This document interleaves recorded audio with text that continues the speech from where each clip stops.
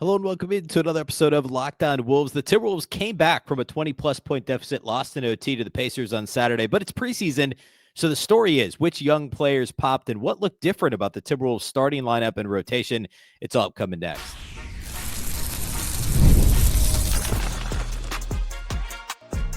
You are Locked On Timberwolves, your daily Minnesota Timberwolves podcast, part of the Locked On Podcast Network, your team every day.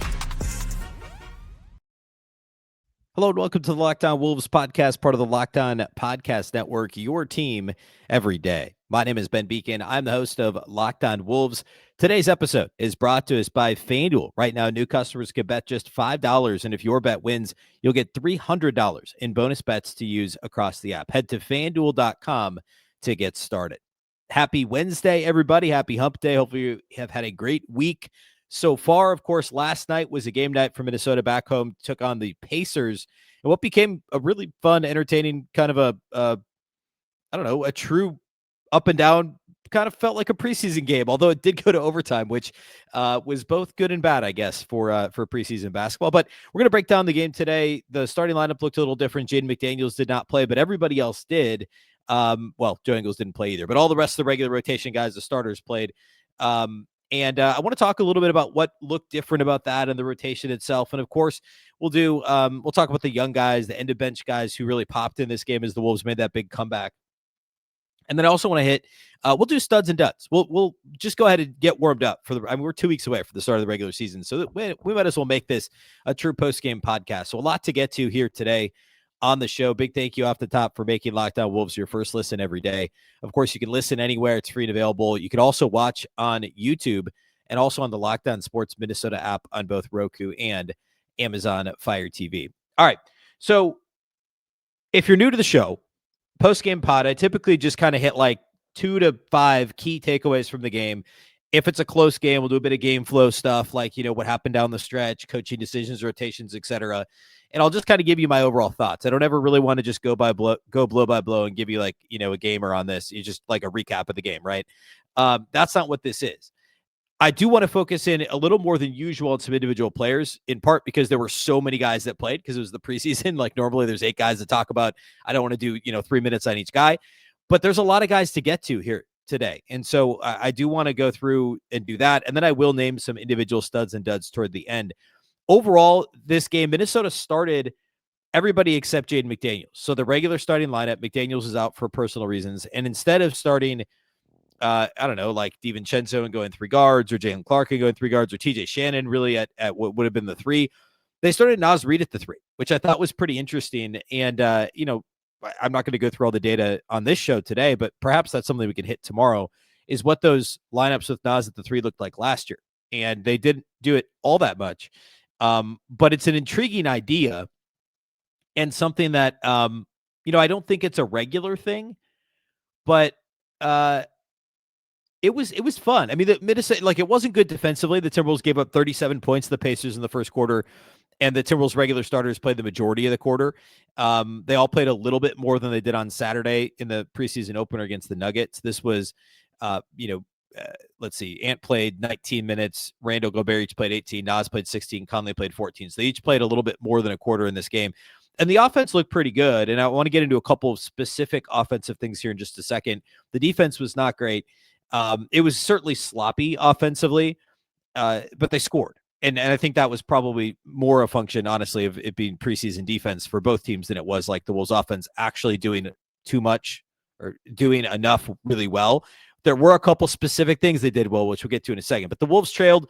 They were down 8 at halftime, and then they were down by as many as 23, I think, before they came all the way back in the fourth quarter with, frankly, 3rd/4th string guys. Overtime, they finally took their first lead of the game since early, and then they ended up losing. Enrique Freeman missed a 3-pointer. They were down 1. He missed a wide open shot that really kind of just rimmed out at the buzzer to lose the game in overtime. But I want to focus in on the offensive stuff first. The first quarter for the Wolves in this game, it was a lot of ISO. And again, early in preseason, training camp still ongoing, not that much stuff is installed, etc. But again, all these guys played together last year, and other than the occasional pick and roll from the starting lineup, it's a lot of ISO. And honestly, it was that way when the bench came in too. it wasn't just Ant either. It was Ant, it was Naz, it was Julius Randle. And it was interesting. Some of the more natural, like, even though they weren't calling that many, they didn't run any like real sets. I shouldn't say they didn't run any. They didn't run very many real sets. And the ISO wasn't necessarily working. It was the second reaction plays. It's the play off of the isolation. Secondary break was nice. Julius Randle had a nice move and a spin move, got to the cup and scored in a secondary break opportunity. That's an area that Minnesota improved in a lot last year. But it was really kind of that, hey, I'm going to break the defense down and find an open guy, which is really how that should work. But that gave me some hope that, like, hey, this is going to be an offense that is still looking to pass, that isn't still so locked in on ISO scoring for each individual player. Now, some of the guys on the bench were just trying to ISO score for themselves. And we're going to talk a lot more about some of these guys, but like Bones and even some of the early, Juzang had a possession or two early where it was like just decided to go ISO. He was obviously great in the second half. But like there was a little bit, Tristan Newton had some of those possessions late in the game where it's like, I'm going to get mine because I want to, it's preseason. I want to show what I can do. So I take some of that. I take all of that with something of a grain of salt because, again, it's preseason. These guys all want to show out and earn their spot. But for the starters, the guys who were on the floor in the first quarter for Minnesota, those guys already have roles. And it was just a little bit disjointed, a little bit forcing the issue. But again, the secondary playmaking, the reactive play to the initial offensive action, I thought was generally pretty good. The thing that encouraged me the most in this game was Terrence Shannon Jr., again, limited possessions doing this, but when he was at the controls, when he was initiating, there was I actually talked about this, I think on both Monday and Tuesday of this week. The dribble handoff game with TJ Shannon, with I don't really care which big. I think Naz is the most dynamic big to do this with because you have the true threat of popping at a 40+% three-point shooter. You know, Randle can do that, but it's not to the same level. And Naz downhill, athleticism, length, etc. Whereas Randle's kind of somewhere in the middle there, and Rudy's really only a threat in that he's a 7'2" guy coming downhill and you know, 50-50 that he makes the shot, right? Like there's gravity there. It does matter, and he's a great screen setter. But Naz in a dribble handoff situation, there was one possession with Naz on the right side, well, really kind of middle of the floor. It was right wing dribble handoff, and TJ gets the ball, and the defense gets sucked up, and TJ jumps and drops just a beautiful bounce pass in stride to Naz Reid, who then hits a tough floater. That sort of a action should be unstoppable. Because TJ can also turn the corner. We know he likes getting to the middle of the floor. So in that situation, he was basically at the top of the circle with the ball in his hands and could have gone downhill, but the defense played him more heavily, probably expecting him or not expecting him to make such a good drop pass, but he did. And so if he's able to do both of those things, if he's fully capable to create in pick and roll and dribble handoff situations, which we saw him do it in pick and roll on Saturday against Denver. And there was, I think, a possession with Rudy, if I'm not mistaken, in this game, where more of a straight pick and roll, where TJ also had a nice pass out of it. And overall, he had 5 assists in 23 minutes. I didn't even realize he had that many assists. I'm just looking at the box score. He led the Wolves in assists in just 23 minutes. The TJ Shannon playmaking is something we're going to highlight so much on the show early in the season because it's so important. And if he can do that piece of the Nikhil stuff that's now gone with him in Atlanta, it alleviates some of the need for Rob Dillingham to be great right away. And I know we all want him to be, and it's really important that he is. But the reality is TJ Shannon has the 8th rotation spot. It's not Rob Dillingham, right? Like Rob is somewhere in the 9-10 range. And we're going to talk about him later, but TJ Shannon was much better than Rob Dillingham in this game. And that's been a consistent theme. Now, I know he's like almost 5 years older. I get that. But he's also not a point guard. And coming into the league, one of the qualities that TJ Shannon did not have, this is not something we talked about with him at all, is the ability to initiate offense, to run pick and roll even. But now he's showing that he can do that and make that correct read. That pass to Naz was phenomenal. And we also know he can shoot. He's not lights out. He's a league averagey type volume 3-point shooter with really good range, but he can shoot out of that dribble handoff too. He can shoot, he can drive, he's athletic, he's going to dunk on someone. He's happy to do that, and he can also make that drop-off pass to Naz or whoever the big is. That, to me, was the most encouraging single play and really overall quality of this game for Minnesota was TJ Shannon in the half court was awesome. All right, I want to talk a little bit about some other individual players and some stuff that happened as the game went on before we get into studs and duds. We'll do all that here next. Today's episode of Locked On Wolves is brought to us by our friends at Monarch Money. Most people cannot name all their financial accounts or even what they're worth, whether it's 401ks, properties, or investments. And when you don't have the full picture, you can end up leaving money on the table. And that's why there's Monarch Money. It's an all-in-one personal finance tool that brings your entire financial life together in one clean, easy-to-use interface on your laptop or your phone. Monarch is built for people with busy lives. If you put off organizing your finances, Monarch is for you. Monarch will do the heavy lifting for you. You can link all your accounts in minutes, see clear data visuals, get smart categorization of your spending, and finally feel in control of your money without ever touching a spreadsheet. Simply put, don't let financial opportunities slip through the cracks. Use the code LOCKDOWNNBA at monarchmoney.com in your browser for half off your first year. That's 50% off your first year at monarchmoney.com with the code LOCKDOWNNBA.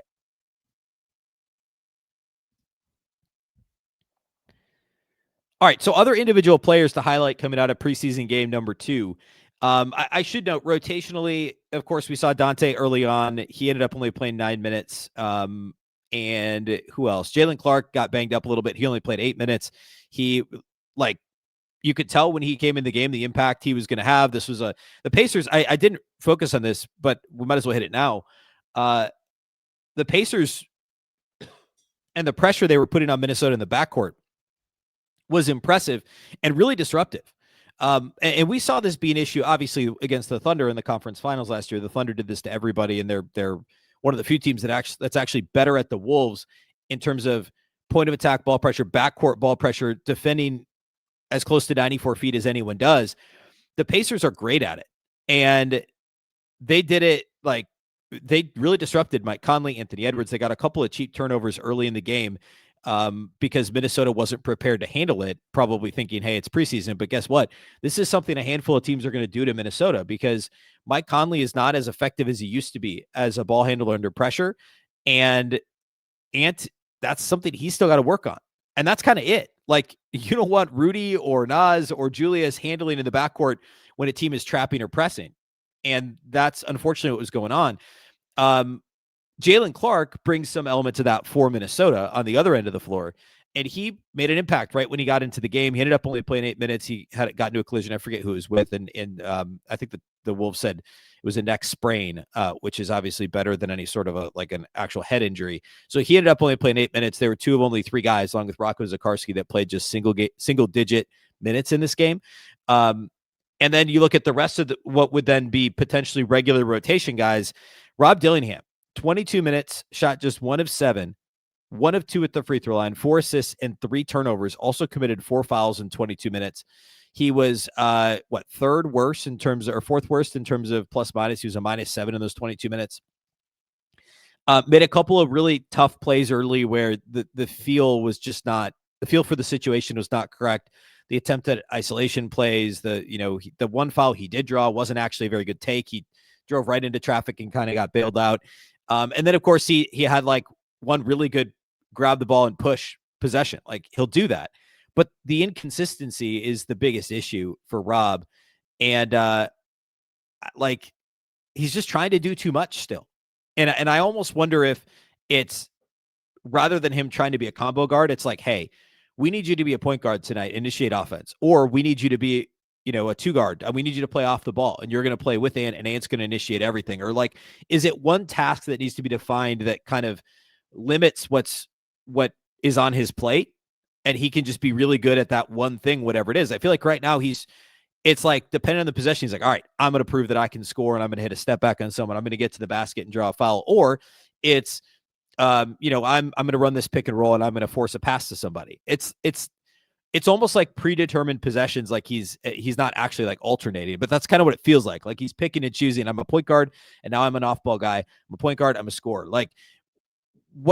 How can we find, the lane in which he can do both?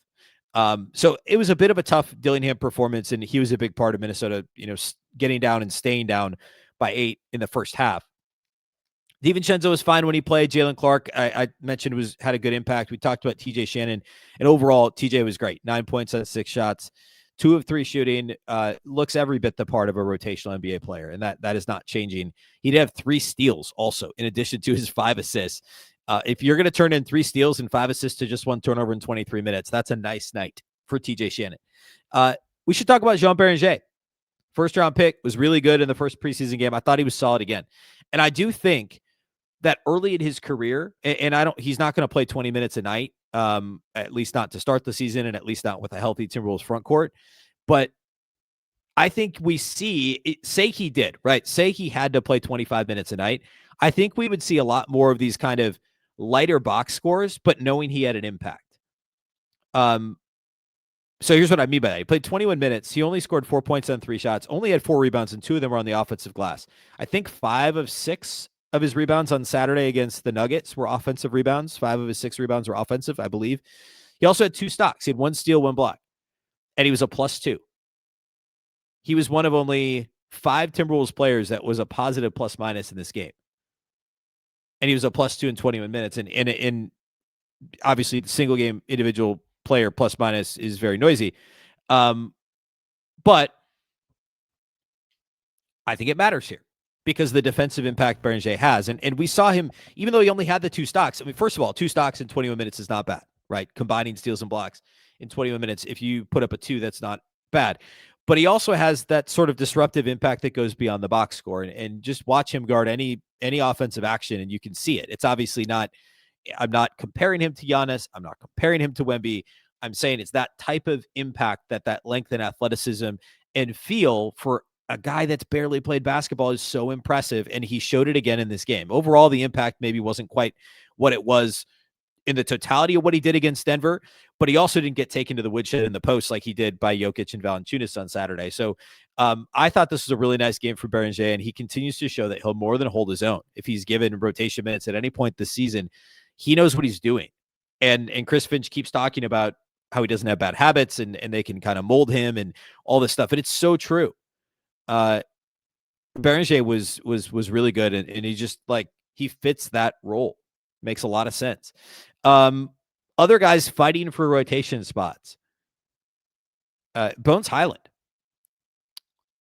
I would say a similar game, albeit in lower volume and lower playing time than what he had Saturday. 11 points on 7 shots, 3 of 5 on 3, a couple of forced jumpers, a really nice play at the end of the shot clock he had to make. It just, honestly, not that different from what Rob Dillingham does. He just makes, or what Rob Dillingham did in this game, he just made more shots. He had a couple nice defensive plays. He also had a couple really bad defensive plays.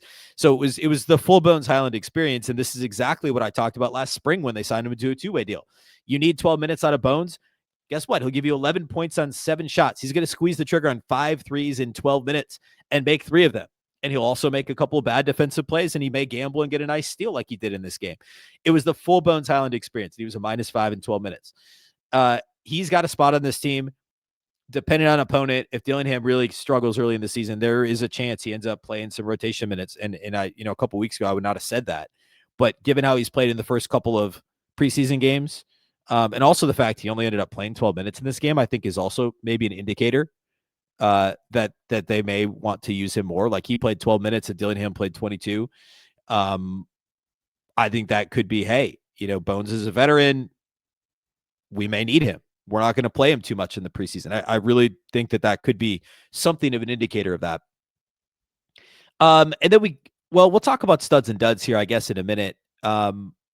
Let's do it this way. I'll kind of list out the guys that I would say really popped off the page for me. And then I'll pick 3 to be studs of the game. But there were a couple of guys who I maybe wasn't expecting to have big nights that were a big part of Minnesota's fourth quarter comeback and played well in overtime for the most part as well. So we'll do that next. We'll do studs and duds, and that's how I'll finish out the show today.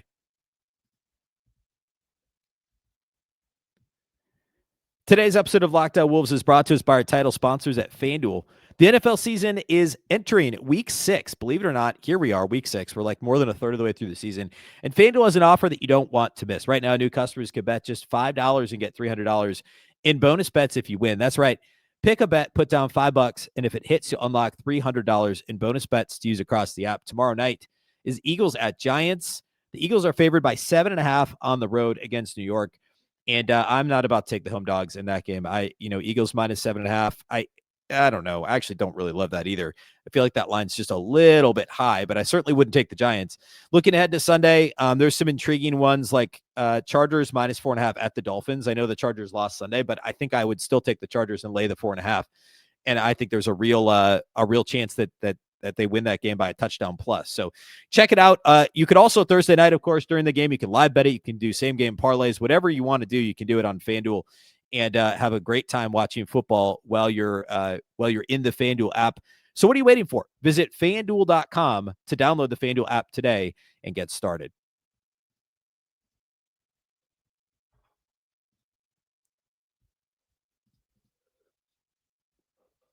All right, a couple guys that popped out. We got to talk Johnny Juzang. Obviously, he led the Wolves in scoring in this game. I went long enough without really talking about him. He's had 20 points on 9 shots, a crazy 6 of 8 from outside the arc. His only 2-point attempt was also a crazy attempt that he had no business trying to shoot. But that's nitpicking on a night where the catch and shoot game was working great for him. And that's what he's going to have to bring to the table. If he can knock down catch and shoot at plus 40% and be passable defensively, and honestly, he probably needs to be a little better than passable, but he was largely a minus defensive player with Utah. And it's sometimes hard to parse how much of that was the fact that it was Utah versus, hey, Juzang's got to be better defensively, right? And Chris Finch talked about this in the Britt Robson interview he did a couple weeks ago with Midpost, and I covered this on the show. If Juzang can defend and he's going to knock down threes at a 40% clip, which I think he's capable of doing, then he's going to make this team. He only got a partially guaranteed contract is what all the reporting is. And the Wolves could choose to not retain him after training camp. But if he plays like this, and he's obviously not going to shoot 6 of 8 from 3, make 75% of his threes every night over the course of the season. But if he does that, if he does something close to that, then he's got a shot at playing rotation minutes. I mean, he's got a quick enough release. I feel like it's improved over the last couple of years of his career. He's obviously a big dude. And because of his body type and his frame, he should be a good defender. He should be an impact defender. And he should be able to get a shot off over anybody from anywhere on the floor. And we saw a little bit of that in this game. So really good overall performance from Juzang. And he's one of the handful of guys, small handful, that's really battling for something specific. And maybe there's two things, right? Maybe it's making the roster, period. And then it's also, hey, could I actually see rotation minutes in the 10 spot or whatever, where there's every couple of nights I get a chance to play. I think that's really possible. In terms of guys that popped, which is how I'll phrase this, I was maybe the guy that I knew the least about on the roster, expected least from, was Jules Bernard. Jules Bernard, I thought was nice. I was surprised to see he didn't have any rebounds in 10 minutes. He didn't play until late, and he played late fourth quarter and overtime. He had 9 points on 4 shots, 1 of 2 outside the arc, got to the line, knocked down a couple free throws, had an empty box score otherwise, but I felt like he was active. So that surprised me when I pulled up the box score after the game. I thought he looked like a nice kind of big-bodied guard wing and somebody who should be able to do a lot of different things. Again, despite the fact he didn't do anything but score. I liked what he looked. I liked how he carried himself and played in this game. Alize Johnson was also really good in this game. 9 rebounds in 17 minutes, led the Wolves in rebounding. In fact, nobody else had more than 4 boards. Like Beranger played 21 minutes, and Zakarsky only played 3. Rudy played 18. Like, these guys only had 4 or less rebounds, and Johnson had 9 rebounds, plus an assist, 3 of 4 shooting, was a plus 12 in 17 minutes, and was like in the top 5 in minutes played off the bench for the Wolves in this game. I thought he was really good. And let's see, who else did we not talk about? We talked about, Tristan Newton did not play great. He ended up, actually, it's funny, he had the best plus minus on the team, but I thought he had some rough moments offensively. He ended up getting to the line for 8 free throws and made 6 of them, had 9 points on 4 shots. So the line looks really good for him in the box score, but I was pretty on the fence, not on the fence. I was underwhelmed by Tristan Newton's performance. He continues to be a bit of a head scratcher for me, where he looks the part until he gets a couple half court possessions. And you're like, all right, that's probably, like, he needs to handle that differently. So anyway, he was a plus 18, but it was not my favorite performance. Zion Pullen, I thought, was good as well. He played just 12 minutes, had 6 points, 4 assists, and no turnovers for Pullen. I thought he also looked nice as like a G League type point guard player. All right, if we're going to nail down studs and duds, studs in this game, I'm going to go with, I guess, I don't know. I don't really know that I can go with too many of the starters. I'm going to go with Naz. I mean, Naz was really good in 16 minutes. The dribble handoff game with TJ was good. 3 boards in 16 minutes, 2 steals, 1 assist, only 1 turnover, knocked down a 3. I thought Naz looked smooth, looked comfortable, and was impressive. So I would give Naz Reid a stud in this game. I didn't talk about Enrique Freeman. He was a bit underwhelming, by the way. In fact, well, maybe he'll get a dud here in a second. We'll get back to Enrique. Other studs in this game, obviously Johnny Juzang, 20 points on 9 shots, 6 made threes on 8 attempts, 2 boards, 1 block for Juzang. So he would be a stud in this one. And then I'll also go with TJ Shannon because I just thought it was a well-rounded game. He did everything. 9 points on 6 shots, 2 made threes, 5 assists, 2 steals for, 3 steals for TJ Shannon, 5 assists, only 1 turnover in 23 minutes. He led the Wolves in minutes in this game and is just great right now and is continuing to look the part. So Naz, TJ Shannon, and Johnny Juzang are the 3 studs. Studs in this game, got to go Rob Dillingham. There's a lot of work to be done there. 3 turnovers, 1 of 7 shooting in 22 minutes. Did have the 4 assists, but again, the 3 turnovers. Spotty play on both ends. I thought he competed defensively. A couple fouls against him were pretty ticky-tack, to be fair, but there's work to be done. So Dillingham gets a dud, and I'm actually going to go Enrique Freeman. And I think it may seem unfair because dude played 11 minutes and whatever, but I think he's got a lot at stake here. He needs to prove that he should keep his 2-way spot and provide enough as a big. And like his thing is supposed to be rebounding, and he had 0 defensive rebounds in 11 minutes. He had 1 offensive rebound. He did knock down a 3, but he also committed 4 fouls in 11 minutes. Was a by far team worst, minus 15 against his former team. So work to be done as well for Enrique Freeman if he wants to solidify his 2-way spot here moving forward for Minnesota. Next up, ESPN had an article about kind of predicting the West. We'll talk about that on tomorrow's show a bit, and we'll dig in on that. We'll talk a little bit about, hey, what about Naz at the 3? What could that look like based on the data we have from last year? And then Thursday night, the Timberwolves have another preseason game. They take on is it the Knicks on Thursday? I think they're at the Knicks. Yeah, they're at the Knicks on Thursday night. It's an NBA TV game, 6:30 Central. So Friday's show then will be a post-game pod for Wolves Knicks on Thursday. A big thank you for making Locked On Wolves your first listen every single day. Of course, this show is free and available everywhere. That includes YouTube as well as all of your favorite audio platforms. Wherever you like to listen to podcasts, you can find Locked On Wolves. You can also watch on the Locked On Sports Minnesota app on both Roku and Amazon Fire TV. A reminder to make your second listen, the Locked On Fantasy Basketball Show with our guy, Josh Lloyd. He hosts the #1 fantasy basketball podcast on the interwebs, gives you daily tips, helps you win your league, all while making you a smarter NBA fan. You can find Locked On Fantasy Basketball on YouTube or wherever you listen to podcasts, part of the Locked On Podcast Network, your team every day. Of course, this show is also part of that very same Locked On Network, your local experts on all the biggest stories. Once again, I'm Ben Beecken. This is the Locked On Wolves podcast, and we'll catch you next time.